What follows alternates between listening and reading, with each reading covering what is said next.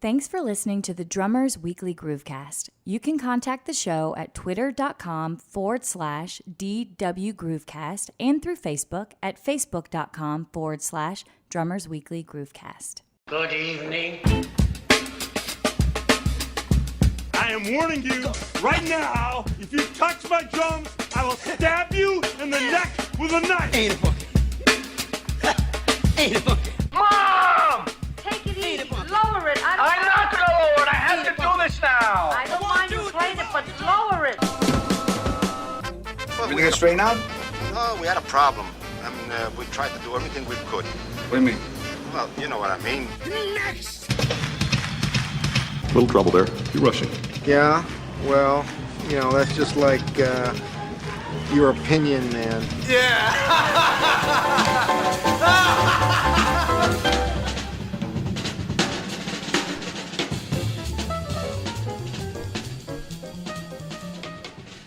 You know, I don't know if this hitting triple digits thing is like a springboard into the future or if like we're back at number one again and moving forward. We're back at scratching our head for ideas. I mean, I'll only speak for myself. Let's see. I was going to say this thing has been self-perpetuating itself for a while, but now we're getting to the point it's kind of like, oh, man, we've hit a milestone. I mean, there's been milestones along the way, but this one's awesome. Yeah. Well, let me say this. We've technically got a few more, and then we hit the 2-year mark. And it's kind of, I don't know, is 100 anticlimactic or would 104 be the anticlimactic one? Because, see, 100 is 100. You know, everybody looks like, oh, that's a nice round number. That's what we got to go with. Yeah. And then, you know, you get, well, it's not quite 2 years because in our whacked out system, 52 weeks is a year. So 104 would be the end of that second year, so to speak. Let's just not worry about the year. Let's go with the episodes. And then you get into that whole thing. Well, it's the end of the second year, beginning of the third year. It's like, I don't know. I've already been called out on social media saying we've already done well over 100 episodes and blah, I'm blah, glad blah. Someone has the time to do that. You know what? That is the perfect segue to bring me into time. Time and things to do. And, you know, we joked about this in the past. We're beyond a joke now. We're at a real life reality. And I am calling forward to all enterprising students, all instructors at colleges that listen to this show that have enterprising students. We need an intern. And I mean, I'm being 100% honest on this. This unwieldy beast of a show is running me. I'm losing my mind. I'm regularly pulling 18, 20-hour days because keep in mind, folks, this show, you know, we do run this show weekly, but on top of that, John and I both play regularly. We teach. We have lives outside of it. And quite honestly, if you look at most of the other podcasts, one of those two things are really not an issue with the others. You've got some podcasts where guys already have help and do stuff, and then you have some guys who do stuff all on their own, but they really don't play or teach outside of it.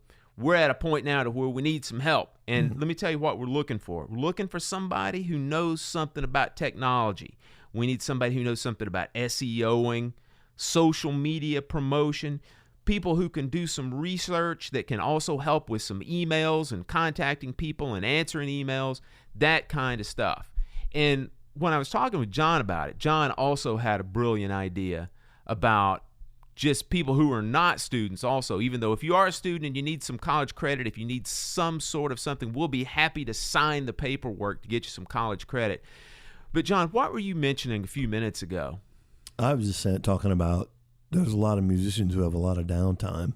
Yeah. And if you're into that kind of thing, the technical side of things, the promotion kind of things, anything like that, and you want to jump in and help us, that'd be awesome. I know I've spent 40 years trying to figure out what I did the last 40 years. because I still just all I do is hit stuff and don't have any other skills, so it's bizarre. That's not that would not be bragging, if anyone's wondering. I know you're not, but it's the truth. Well, yeah, it's like just sit around like, what did I do with many a day and afternoons, and so maybe it's cool to jump in and be part of something that is a lot of fun. We will literally give you the keys to the car. We'll give you some passwords and stuff. Dig in there and start doing some different things. But yeah, if anybody has the wherewithal to want to do this stuff, reach out to the show. Here we'll go ahead and do our early promo, so we don't have to do it again. So go to our website, drummersweeklygroovecast.com. You can always get in touch with us through our email form that's on there. You've also got all of our social media contact information is on there as well. Of course, all the episodes, all the videos, blah, blah, blah. Swing by there, drop us a line, say what you want to say and how you might be able to help us, and we'll get back to you. We always get back to everybody. Sometimes it takes us a little while, but that's because we're busy doing all the stuff that we've talked about. So absolutely drop us a line if you're interested in it, or if you know somebody that's interested in it, because we need somebody to start yesterday. So, hey, let it be known, Phil is the absolute driving force behind this. Puts in an unbelievable amount of time, and I just run my mouth. So this, for now, plea. Well, why don't you do all that stuff, John? I'm not good at that. I do know his plight, though. I have other things going on that require a lot of attention, and it is overwhelming. So if you want to help us out and make this a little smoother sailing, that would be we'd be forever grateful. Thanks, Phil, for doing all you do, man. Hey, my pleasure. And one of the things that I do from time to time, which again, John, you have set me up to perfection, that I'm going to bloviate forth. And it's a little bit of shameful and shameless self-promotion on this thing, but I wanted to make everybody aware of this because I'm rather proud of this. I just got published again. And woo! Yeah, and it's a good one, man. This is a really, really good one. I've had a few things published over the last 20 years in various large drumming magazines, we'll call it that. And then, I've also had my association with Steve Smith where I had some stuff published by him. But I had a really cool thing happen over the last week that I'm now going to make public on the show. And I'll also put some links to it on our social media when the time comes. But I just had a feature article published in Percussive Notes magazine, which for all the folks who wear tweed jackets with elbow patches, that is our basically that's our pedagogical journal is what it is. So that would be like, according to a doctor, that would be like being put in JAMA, that Journal of American Medical Association magazine. Awesome. And so it's going to be coming out in the July 2018 edition, which should be available, man, almost at the time that this podcast comes out. And the topic is on averted listening. Now, we could spend a whole podcast talking about what that actually means, because as you probably well aware of, since it's in that magazine, it's a little bit of a heady topic. But it's a concept on averted listening that you can apply to playing with clicks, sequences, or for that much, even just playing with other members in a band. Mm-hmm. And it's one of those essential skills that everyone needs to develop. And I think it's something that I haven't really heard anybody else talk about this before, but I will guarantee you all of your favorite players, all of the greats, have this skill and maybe either are not aware of it or maybe have not verbalized it in a particular way. So anyway, that's it. Be looking for the July issue of Percussive Notes, and the topic is averted listening, and I'll put a little something up on social media for that. Big leaguing. I love it. Well, the old blind squirrel can find that acorn every now and then. And before we get into the topic today, we have a little bit of that nasty business we have to take care of again. We lost a great a couple of days ago. the wonderful Memphis-based and Nashville-based legend DJ Fontana passed away at a ripe old age. I think he was like 87. That's right. He was up there, but he was one of Elvis's original drummers. He played with Elvis from the very earliest days up until the late 60s before Ronnie Tutt took over. So, yeah, we lost him. And, one other quick note about him, and I probably wouldn't have known this if, again, I hadn't lived in Memphis for a few years, but did you know that DJ Fontana did a whole bunch of sessions in Nashville back in the 70s? Yeah, like that. He was kind of along the line of Kenny Malone. He did a lot of that old school country stuff. He sure did. Yeah, that's why he moved there, I think. Yeah. I wasn't really aware of that. I wasn't aware of to the extent, but I'm certainly aware of him doing stuff, and there were a couple producers that loved using him. DJ Fontana has moved on to his great reward. Man, there is a lot to be said for that era of drummers, because you talk about brand new approach and vibe and eighth notes alone. We take that for granted. Mm-hmm. You listen to that Chuck Berry stuff real early on, or some of the New Orleans stuff in that same period. A lot more of a swing kind of undercurrent, and breaking out of that. Some of these guys, we don't realize how this is way before the Beatles, and like that's some pioneering right there. Yeah. One of the gentlemen that I know that played on some of those early tracks used to talk about just the challenges of just recording back in those days. Yeah, one mic, that kind of stuff. Crazy. One microphone, being careful that you don't hit certain drums too hard, because it actually distorted those microphones. Mm-hmm. And everybody was all in the same room. So yeah, there was a certain series of recording chops you had to have back then that's just not even applicable to these days. A friend of ours just did a session at Sun with a one mic, and he was playing drums. Yeah, that was pretty cool to see. One last thing about DJ Fontana, and when you talk about those late 60s, 70s Nashville recordings for those traditional country artists, one of the things that we just have alluded to briefly on this show, but something that is just wickedly difficult to do also, is if you go back and listen to all those old tunes that had what they call that Ray Price shuffle, where you're playing a brush in one hand and then like a cross stick with the other hand, and you're either playing that brush on the snare drum or sometimes maybe on the hi-hat. Try playing that thing and recording that for 3.5-4 minutes. Brutal. See how you do on that in the days of no Pro Tools. Yeah, you got to be on your game. John, for episode 101, we got a couple things we're going to do today. And they kind of relate to one another. 105. It'd be like 113, really, right? I thought what we would do is we'd do a little combo show today. We've never done this before, but I thought it'd be kind of fun. And one of the things that we're going to end up with today is we were given the opportunity to review and subsequently interview an author that has been doing print interviews with some of these great arena rock drummers. He's a fellow named Jake Brown, and he has recently published a book that he sent us called Beyond the Beats, and it is really, really good. And I'm very critical of this kind of stuff. But this he's an actual musician. He's a drummer, and he asks a lot of questions that we would ask. And he just put together this wonderful book. He sent it to us. I ended up doing a short Skype interview that we're going to tag on the end of this episode.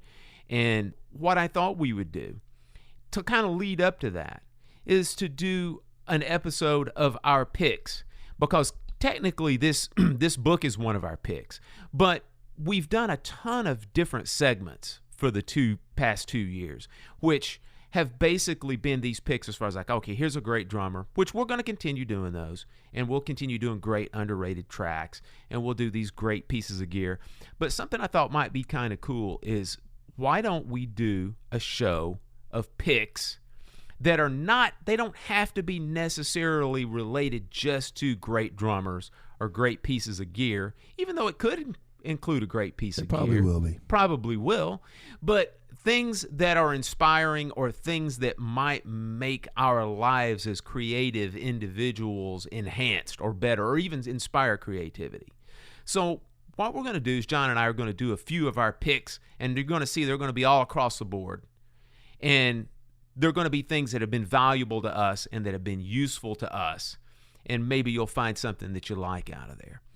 So, John, I'm going to go first. Is that cool? No problem. All right. The first one that I'm going to lob out there is a wonderful work and organizational tool that is 100% free. And, John, you know the old saying, if it's free, it's for me. And I was hipped to this by my lovely and talented wife, who is a jackbooted thug of a corporate manager, and she uses this tool regularly, and it's called Trello. And what I'm going to call Trello to just verbally describe it, but everyone just go to Trello.com and you can see this is what we use for the podcast. This is what we throw ideas up there. This is how we keep things as organized as we possibly can. It is a virtual cork board or virtual bulletin board to where you can create these lists of, we'll call them index cards. Mm-hmm. So just imagine we have a cork board or a bulletin board that we have a bunch of push pins that hold up index cards. Well, essentially what they do is they just list out the different ideas, different topics, different whatever that you're working on. And you can sort these different things by date. The oldest ones first, the newest ones first. You can edit them to say whatever you want. You can click on them. They'll open up and you can put different notes or even attachments. Like, for example, if you've done an outline for a show, you put the show topic up, you can click and add an attachment of that outline where somebody can grab it if they want to and look at it. And, of course, you can send people invitations to view the work or to even modify it. Put their own stuff up there or modify the different things that you've already included up there. It's all super ridiculously user-friendly. I mean, it's incredibly easy to just get on there and basically hit the ground running. A lot of drag and drop features on there. If you don't like something in one column, you can just click on it, pull it over to the next column, click on it, drag it down underneath 4 or 5 other index cards. It's great. I like it a lot. That's the app or the website that powers the Drummers Weekly Groovecast. I love it. And like I said, you can also, I mentioned app. There's an app for tablets and phones as well, to where you can access that same desktop version and make all the same different or the same kinds of changes if you like. Mm-hmm. So that's my first pick, I know Trello.com. early on we used that to just kind of get focused on direction and ideas and not be overwhelmed week to week. We had a running list of stuff and it was a big help. Well, and also it's really cool to be able to put dates on the little index cards to kind of move your shows. For us is what we do. We move our shows and show numbers to where we can see how far in advance we are, where we need to go to get to this. Yep. It's a great little organizational tool. Great, and it's very, like I said, user friendly. Really helps workflow, keeps me organized. Also, hopefully, so that we don't repeat the same stuff as well. So, Trello.com. A great find. John, what's your first pick? I want to direct everyone to this amazing drum restorer who's a friend of mine in Australia. His name's Steel Turkington, and he is doing the most brilliant work. It's mind-blowing. Is he also like the star of an adventure show, Steel Turkington? In my opinion, he is. God, that's it's adventurous to see the work he does. Yeah, he has a neat like car that talks and all kinds of weird stuff. It. No, Steel has a company called Kentville Drums, and he has a Facebook page. He also has an Instagram account, Kentville_drums, I think it is. But man, the work he's doing is just mind blowing, and I'm just glued to that all the time. Just seeing his solutions, his tools, his before and after pictures, and I think he's just one of the foremost restorers right now going, and his attention to detail and his love for it is just mind-blowing. So just something, a little diversion, but fascinating if you're into my world of, getting and buying, flipping drums. There's always something to fix. Even as just drummers, we always got something we got to deal with, from cleaning to, fixing, or, solutions to problems with gear. This guy is the man. I just can't say enough about him. Is he one of these guys that can literally do anything? And what I mean by that is he one of these guys that he can get some ragged out Slingerland Radio King drum set and then like re-lacquer it in the whole 9 yards? Yes. Yeah. It seems like I don't know if I can think of something he can't do, other than manufacture a shell from molten steel. I don't know. Yeah. It's just incredible. He's bought some things from me, and that's how we got to know each other. And then with social media coming into prominence, I was really able to see his world a lot better. And he also does manufacture kangaroo hide heads. And the first thing that goes through my mind has nothing to do with poor kangaroos, but how warped I am is I wonder how easy they are to keep in tune. Probably not much easier than cowhide, but nonetheless, he has an abundance of said hide, I guess. Yeah. Over there. But man, this guy is a monster. He is a magician. It's incredible. Man, that's a heck of a call. Yeah. My next pick that I'm going to have is we're going to step away somewhat from the drum and gear genre. And it's a YouTube channel, and it has to do with exercise. I have been really interested in yoga for about the last probably 6 to 7 years. And I got involved doing it when I did P90X. Arguably the hardest day out of all of those workouts during P90X was the yoga day. And people are sitting here going, oh, well, what about you had to do freaking 200 pull-ups on one day and 200 push-ups? Yeah, that's tough. You just got to see what I'm talking about. If you've never done the yoga on P90X, it's about an hour and 40 minutes of just absolute mind-numbing technique and body weight resistance style training. It's incredible. And so I got interested in that.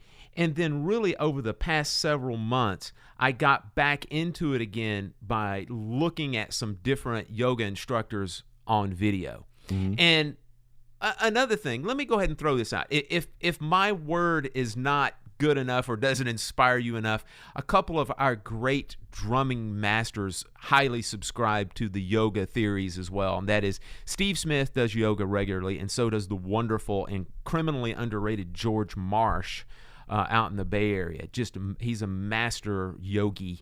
But I found a channel that has a yoga instructor based out of Austin, Texas. Her name is Erica Vitra.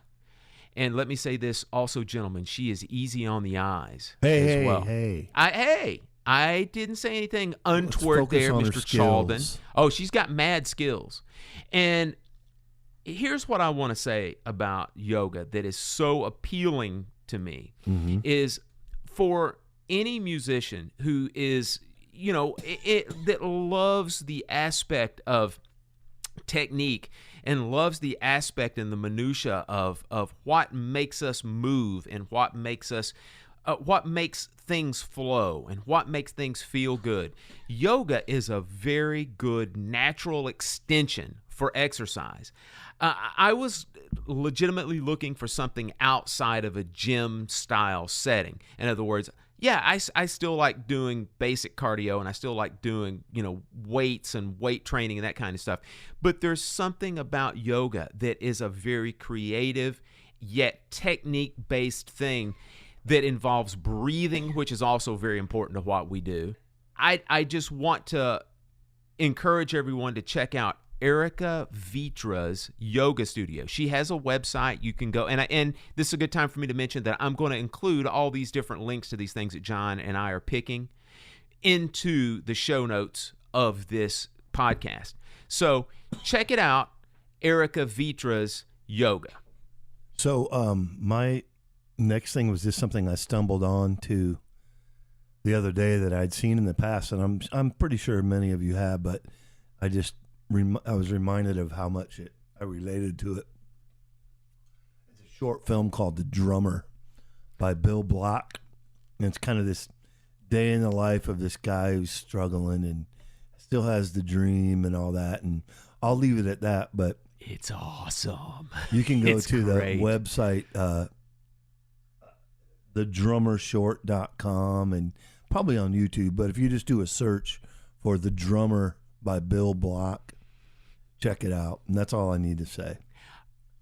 If you want to bring something full circle, do you know who the actor is in that video? That is Dave Radicek, who has passed on. Mm-hmm. He has died. But Dave Radicek was a gentleman that I've mentioned on this show before. I think when I was speaking with John Lawless about some of those bus and truck shows we've done down at the Fox, Dave Radicek was the Broadway drummer for the musical Titanic. And I actually contacted him.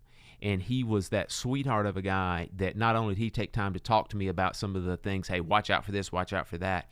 He actually drew a diagram of his setup of how to put all the different instruments so you can actually make these clean and quick segues from instrument to instrument to instrument without getting sidetracked. He emailed all that stuff over to me, and man, it saved me hours of work and experimentation of trying to get things to where they needed to be. So Love it. Yeah, man, I just saw that the other day again, and it's awesome. I'm sure some of you haven't, but you should. So great. It should be recommended viewing, and I will again put the link in the show notes. Fantastic. My next pick is a book, and it's not a method book. It's an actual reading book, as we would say back in East Tennessee. Whoa. Yeah. It's a really creative and somewhat controversial book, especially controversial over in Europe. And it's a series of books. Actually, the main one I'm going to talk about is Volume 1, because that's where you would start on virtually anything, of course. But I learned about these books, I don't know, it was several years ago, and it is from a Norwegian author named Karl Ove Knausgaard. And he wrote a series of books called My Struggle. And they're like My Struggle Volume 1, Volume 2, Volume 3, Volume 4, and so on. And it became an absolute sensation over in Europe. And then it ended up being translated into several different languages and eventually found its way over to the U.S. And the reason I'm bringing this up is because I read quite a bit, and I read quite a bit for inspiration and for creativity and that sort of thing. And essentially what these autobiographical style books are is he basically verbalizes things that we as creatives have running through our mind all the time, but you never say them. He talks about the isolation of being a creative and how you have to be alone a lot of times. And he elaborates on the mundane aspects of what it's like sitting in front of a computer and taking a look out at the window and seeing what these people that are walking across the street that have like briefcases and stuff never really have to go through from a standpoint of a creative being standpoint. He talks about these things so mundanely, as far as like he has children and how he finds such a relief and how he finds such pleasure in changing a diaper that has weight to it because he knows that this being is functioning properly. You know, that sort of thing. Yeah, it's one of the most intriguing and interesting books because it's one of those type of readings that you can find yourself on almost every page. You know, it's like, I have had that thought before. Like, he'll talk about being at some sort of a gathering, and it'll be, say, some kind of a cocktail party or some sort of an event where it's just the general public mixed in, and how he literally does not relate to anyone else in the room, and how no one else can relate to him because of what they do, and how he's obsessed by being a writer. It's absolutely fascinating. So check out Karl Ove Knausgaard. And if you can't remember that name, again, I'll put it in the show notes, but if you just put My Struggle into Amazon, it'll come up, because it is a popular book, and it's one of those that really speaks to creatives. My Struggle by Karl Ove Knausgaard. John, as we mentioned at the beginning of the show, our final pick of the day is a wonderful book by an author based out of Nashville. It's a fellow named Jake Brown. He has done something that, I don't know, I'm not aware that anybody's ever done it before, or at least has done it to the level that he's done it. He wrote a book called Beyond the Beats, which is now available. You can find it pretty much on anywhere you buy books, Amazon, your local bookstores.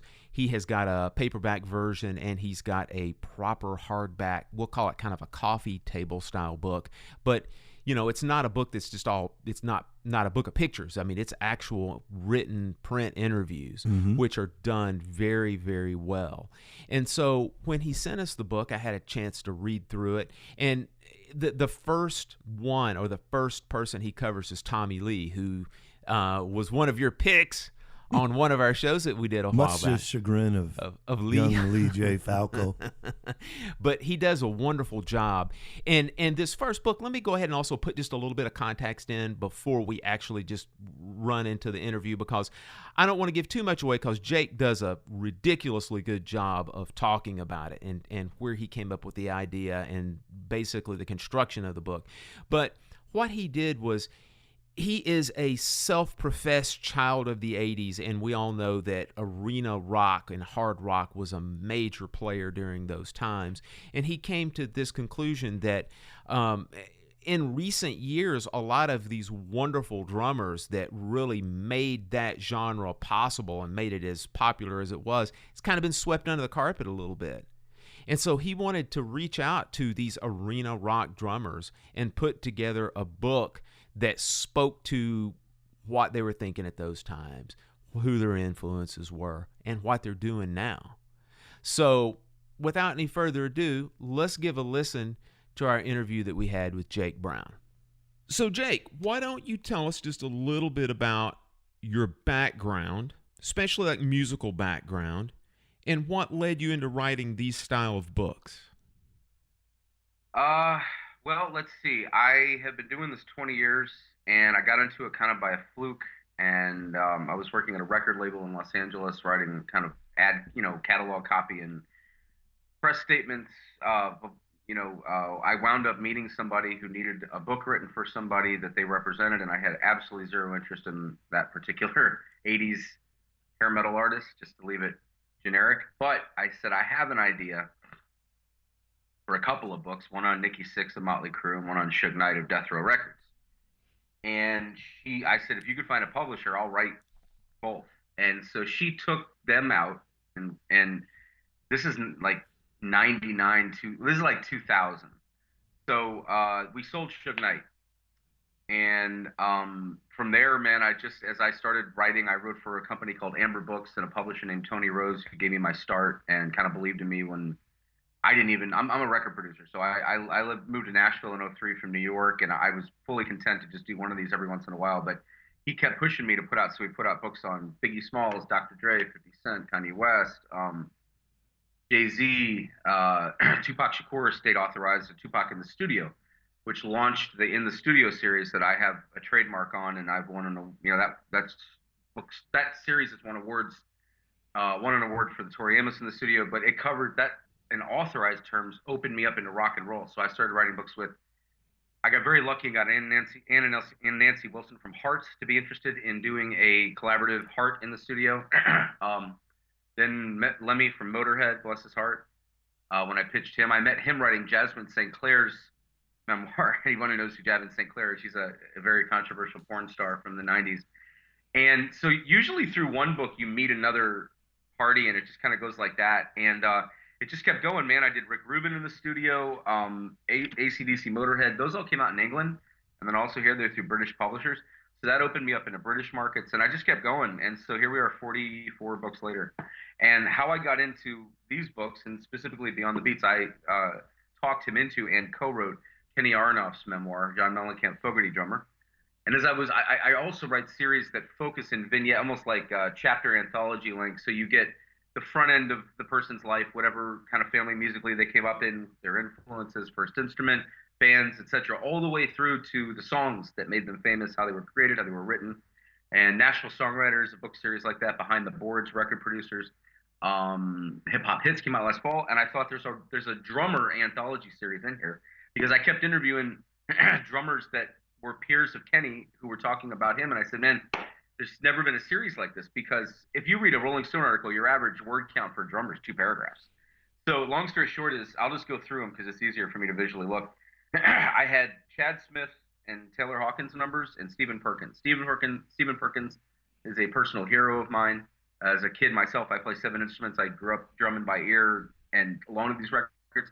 I knew Tommy Lee from previous literary projects, so I reached out to those 4 guys, and 3 of them initially signed on, that being Chad Smith, Taylor Hawkins, and Steve Perkins. And I think they all did because they felt there hadn't really been a book like this. And then Joey Kramer signed on, the Lars Ulrich kind of snowballed. So in this book, additionally to the guys I mentioned, Tommy, you've also got Jimmy Chamberlain of Smashing Pumpkins, Kenny, Doug Cosmo Clifford from Creedence Clearwater, Bon Jovi's drummer Tico Torres. I met Bon Jovi doing Kenny's book and reached out to their management and got him. Steve Smith of Journey, and Matt Sorum of Guns N' Roses. So there's 12 in total, and they encompass, without any argument, the 12 biggest rock bands in the world that are still playing the arenas, still playing the stadiums. Around the world, they're admired by kids who speak languages that they can't even relate other than through the music. And I wanted to know what it was like from everything from like who first sat them down, put the sticks in their hands. I'm getting through the little rap here. And sat them down behind the kit all the way up through like what's it like in their 50s to play like they had to in their 20s with the same energy and the same. Everybody underestimates, as you guys well know, how hard a drummer's job is, how many balls they're juggling. Imagine Tommy Lee upside down on a roller coaster playing the exact beats he's supposed to play with a crowd below him, and the showmanship and the driving the band and driving the audience and the imagination with the parts they do. So this book just really gets into all of that in fundamental, in-depth terms. Well, having an advanced copy of that, thank you very much. Sure. I want to compliment you on your writing style. First off, prior to doing any of this writing, did you study writing at all at any school, or you just did it on your own? Well, I'm like if you sat me down in front of a test, I'd get an F, right? But I always I never really got any training at it. I just was always in AP writing classes, and I always wrote. And it's really funny.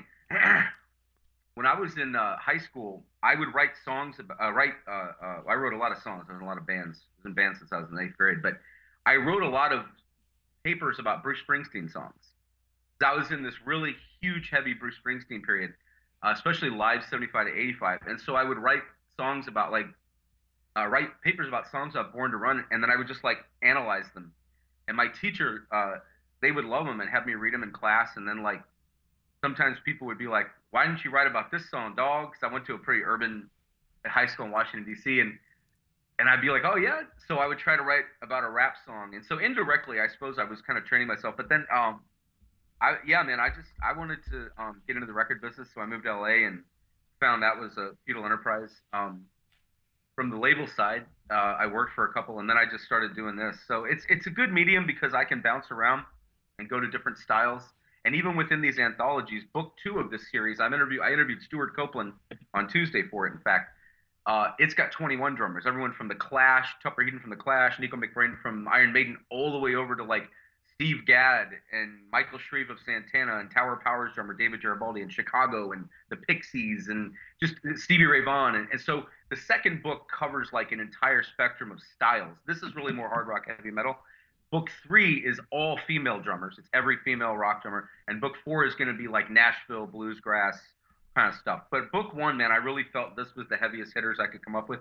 And even just looking on some of these quotes on the back, you know, these guys talk in such candid, I mean, it's an exciting book because it takes you from like their childhood where you have like Matt Sorum sneaking out of his house to go play shows on the Sunset Strip and Chad Smith's dad getting him ice cream buckets, Baskin Robbins buckets for his first drum set, and Tommy Lee's dad taking half of his real garage where he made a living as an auto mechanic and walling it off and soundproofing it so he could play in there, helping with pyrotechnics all the way through. You would be shocked maybe at the amount of jazz influence these cats have. So you got Tico Torres studies under Elvin Jones, who's a very famous New York jazz drummer. Buddy Rich and Gene Krupa come up in this repeatedly. Guys like Steve Smith from Journey and Jimmy Chamberlain from the Smashing Pumpkins are both jazz drummers. Jimmy Chamberlain project, when he's not on the road with the Pumpkins, he's playing there. Steve Smith, of course, Vital Information, and other projects. And then it just rolled through everything, like Joey Kramer taking you inside the first drum solo we ever did 5 years into Aerosmith, 1975, at a stadium gig, because Steven Tyler kicked him in the butt and said, go out there and do one. And Taylor Hawkins talking about being terrified before he goes on stage at Wembley, much like maybe a hockey player or an athlete would have throw up and then go score 12 points. So I'm stealing that analogy from a movie, but you basically get the gist of it. And so, and each of their stories was individually compelling too, because Doug Cosmo Clifford will take you all the way from meeting John Fogerty in junior high, like walking past the music room and walking in there, and then bam, them playing for 12 years before they got signed and became Creedence Clearwater. So you get like really the true story behind how hard these guys were. Tico Torres, 10 years before he joined Bon Jovi, even auditioned for Kiss. So there was a huge amount of what I call journeyman years that these guys spent as session players, as live club players, and it goes all the way back to their garage bands, and it hammers home the other subtext of this book is the advice for drummers. So if you're a kid just reading this, you want to plug in Millennial Kids, stream along on Spotify, or watch the YouTube videos of the famous solos they're talking about, or the parts that they play. If you're trying to learn how they did the part, you can really read about the rudiments all the way up to kind of what inspired them by feel. Also, John Bonham is paid an enormous tribute by every one of these guys, man. They talk about how huge an influence. He's almost, and again, guys like Pete Moon, Tommy Aldridge, of course I mentioned Buddy Rich, and Gene Krupa, Ringo, Mitch Mitchell, all of the greats that came out of that first generation of rock and roll. Dino Danelli, who's also in book 2, and as well as Carmine Appice, while I'm promoting. But they were all influenced by John Bonham in this unique way to everything else. And so you get performances we break down, like Steve Perkins, you can hear it in everything. But Tommy Lee, from Shout Out the Devil to Kickstart, for Jane's Addiction, it's everything from Ted Just Admit It to 3 Days, depending on how well you know these catalogs. Metallica, of course, Lars Ulrich, invented a style of metal. So he talks about, takes you all the way back to being a tennis player in Belgium, and I kind of analogize him first getting his beat off the racket, and then he moves to the States to be a pro tennis player, decides I'm not even going to compete with these people, puts an ad in the recycler, meets James Hetfield, and then you get the whole story of all of the Metallica hits as they were developed through jamming. Jamming is another huge part of this book, and it's a piece of advice that every one of the players say. It's so important for young drummers. Play along to your records, put your earbuds in and play along on your drums, but get out there, school band, garage band, talent show, kid around the corner with a guitar, your brother, whoever it is that you're going to musically start interacting with, do it as early as you can. So it covers all those bases. Man, Jake, you've done a fantastic job illustrating the depth of the interviews that you've done. And to just illustrate the point to the listeners, the book that I received is over 300 pages long. And I want to ask you, because I know how difficult it is to put these type of interviews together, how long did it take you to complete this book from the time you started writing it to the time it came out? Well, bear in mind that I do it every day full time. Right. So for me, I write 3 or 4 books a year. I'm working on 3 or 4 things at once. And what was fun about this one is that I'm able on like a Monday to grab an interview. Like I got guys for book 2 here. I got Alan White, and Phil Jones, who played on Free Fall and all that Tom Petty solo stuff. Part 1 of Stuart Copeland. So I'll grab that in the morning. And it doesn't, you spend a night preparing questions. I know these guys' catalogs so well. And I grew up in the best decade of music ever. I'm going to say it was the 1980s, because you had everything that was coming in from the 60s and 70s and influence of some bands that were already around and still relevant that you went back and discovered their old catalogs. Others who you were maybe like, you heard them do a cover song and then you went back to see who that was that originally did it. However you want to do it. Your older brother's record collection. I didn't have an older brother, but Vintage Vinyl record store in St. Louis. I used to go from like 4th grade. I would ride my bike over there and raid their record bins. And so my parents started letting me go to concerts in like 5th and 6th grade. They dropped me off there instead of the mall. And so my exposures to music led me to be able to do this because I just know these catalogs so well. But I also, I try to, all these drummers, I gave them my word they'd get their full story. And then also we would set it up such that there was no like, all right, guys, we're at 15 pages. We got to stop. Chad Smith was on almost 4 hours. Tommy, as much as I get the sense he sometimes doesn't really care to talk about Motley Crue's song. I'll tell you one funny. I was interviewing Joey Kramer. And I'm pretty trained to, if I get an hour, I stick to the hour, and then I'll ask for a part 2. But I try to get as much in as I can, because sometimes that's all you're going to get. And we go through Walk This Way and Mamakin and Back in the Saddle. And I'm trying to not ask him about, like, Dude Looks Like a Lady and Ragdoll. I'm trying to ask him about, like, the classic 70s stuff. We get to about song 9. And we aren't going on long, because in some cases, these guys are happy to break these down for a half hour. He was like, hey, Jake, man. Enough about the songs. And I was like, sorry, because I thought I didn't hear him right. He's like, yeah, man, I think we've covered the songs. And then it allowed us to break into all these other areas about live playing and advice and Rockin' and Roastin', his coffee company. But I appreciated the candor with which they both would, because some songs, and I bring that up because without giving other examples, some drummers don't want to talk about certain songs that you would think they want to talk about because they can't stand them. And I'm not going to put anybody under the bus for that, but they either didn't like them in the first place or they can't stand playing them night after night. There was another interesting point of the challenge these guys have in continuing to make these songs original sounding, not just to the audience where they have to keep the same tempo or, basic structure intact of the beat time, but to play it totally differently than they did 30 years ago for their own amusement, their own entertainment, to keep them interested and getting and doing it every night. Because imagine if you had to play do, pa, to do, pa, the same way every night. So Joey Kramer made a point about some of those songs. I asked him, he said, I played those totally differently now than I did 40 years ago. And I appreciated when they pushed back a little and wanting to go, let's talk about the song in this way, because that's, those sort of interactions get you to a much better answer. Because then they're not giving you some token, BS thing that they would give, a drum magazine necessarily about the rudiment of the part when they want to talk about the passion or the feel of it or what first, another favorite thing you get in here a lot are surprises about what muses inspired certain songs you'd have never thought of. That was a ripoff of this 18th century drum thing. And you'll also get a lot of stories about guys like, Tico Torres talking about the opening role of Living on a Prayer, all the way to like Jimmy Chamberlain with Today. They needed that opening military march. They didn't know how to start the song. The intros are so important sometimes to these songs, and they're so subtle. Matt Sorum talks about do, do, do, do, do. And that simplistic sounding November Rain riff that he said he got a million bits of trouble about over the years, but Axl articulated to him that he wanted a specific signature thing to tie together a strange Don't Cry in November Rain. So think of the challenge of the 1,000 possibilities with the pressure of being the brand new drummer, the biggest band in the world, and you have to come up with these, kind of thing. So you get all of that honesty too. I was really quite proud of it because sometimes these books, they all come out all right, but sometimes I'm having to supplement the drummer's answer with like, a cool quote from an old magazine that describes the part better than I necessarily would from like Cream. And then you get to inject. I try to sometimes tastefully inject like a little sentence of a review or something so the reader can also kind of get a sense of the magazines that just aren't around anymore, even in digital print, that like Hit Parade or Kerrang, the archives of these magazines, Metal Edge, there's some drum magazines, matter of fact, that are quoted in this book that aren't even in print anymore. So we tried to play a bit of homage to the media that did cover these guys, but it was scant in some cases. So this is really the first time some of them open up in real depth about them. Interesting. Now, that leads me to ask you that it seems like, man, you've got such a good rapport with these guys. And I'm a musician. Yeah. So right. That helps. And that you've got the type of thing going where you've read so many different interviews with these guys, and many of these guys have done so many interviews that you kind of know, we don't need to cover this ground, or maybe we should cover this ground because we haven't seen it before or heard it before. But in particular, the thing I want to ask you now is, coming into these interviews, do any of the drummers themselves, or maybe even say their publicists or handlers, do they ever go, Jake, we're not going to talk about this. We don't want to talk about any perceived like drug use or any personal life problems?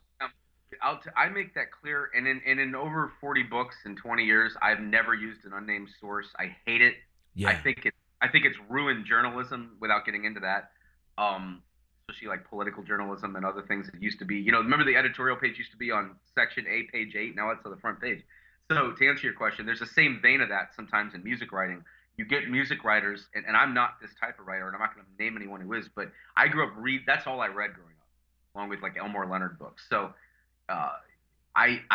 you can get a lot of like writers that kind of like to do a little bit of an extra long intro rather than getting right to talking with the person. And sometimes the star that you're interviewing is going to answer that question a lot more interestingly than you can write about it. So my attitude is to try to, if you'll notice in this book, I keep my narrative clipped to like 3 or 4 sentences, and then the drummer talks. I'm matter of fact finishing the audiobook. It's a hellacious process, but we're grinding away finishing up the edits on that, where I talk, then the drummer talks, the actual audio of the drummer, then I read the drummer. But the idea, to answer your question, is I always make clear to them up front, I'm uninterested in any of that.